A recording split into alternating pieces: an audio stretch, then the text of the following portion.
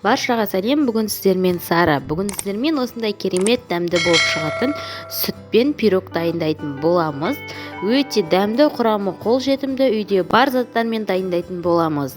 Ал ендеше менің арнама жазылып, қолдау көрсетіп, лайк және комментария бөліміне өз пікірлеріңізді жазып кетіңіздер. Алда менде көптеген рецепттер болады. Алдымен менде 4 жұмыртқа қолдандым. Жұмыртқам өте кішкентай болды. Сіздерде S1 немесе S0 бірінші категориядағы жұмыртқаны қолданатын болсаңыздар, сіздерге 3 жұмыртқа жеткілікті болады. Ал ендеше оның үстіне қантымызды салып, жақсылап араластырып аламыз. Қантымыз жоқ болып кеткенше араластыруымыз керек. Сонда пирогымыз жақсы көтеріліп шығатын болады.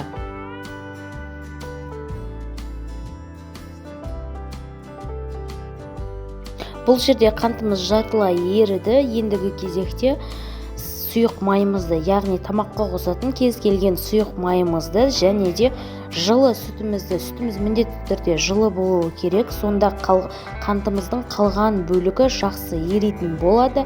Енді үшеуін барлығы біркелкі болғанша осылай жақсылап тұрып қозғап алатын боламыз винчиктің көмегімен.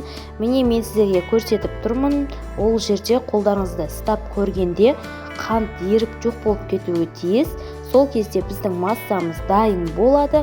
Кейінгі кезекте ұнымыздың үстіне разрыхтелімізді, яғни қопсытқышымызды салып, жақсылап түйіршіксіз болғанша, біркелкі масса болғанша жақсылап араластырып аламыз.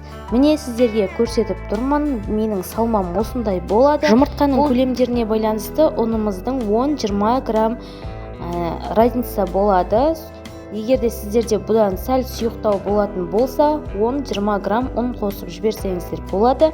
Ал осындай болатын болса, дәл осылай алдын ала қызып тұрған 180 градустағы пеште 25-30 минуттай пешіңіздің қызуына байланысты пісіріп алатын боламыз. Мен өзім сәндік ретінде, безек ретінде осылай мак қосты бетіне септім. Сіздер мак сепкілеріңіз келсе, алдын ала араластырып кейін құйсаңыздар да болады. Мен сияқты дәл осылай пісіріп ала берсеңіздер де болады. Міне біздің пирогымыз пісіп шықты. Өте керемет, дәмді, бір жасағаннан шығады. Үлкен семьяларға тойымды пирог болып шығады. Менде диаметрі 30 диаметрлік формамен істеген болатынмын. Ал ендеше достар, менің рецепттерім өз пайдасын тигізіп жатқан болса, арнама жазылып, міндетті түрде подписация басып, қоңыраушаны қосып қойыңыздар. Алда менде көптеген пайдалы рецепттер болады.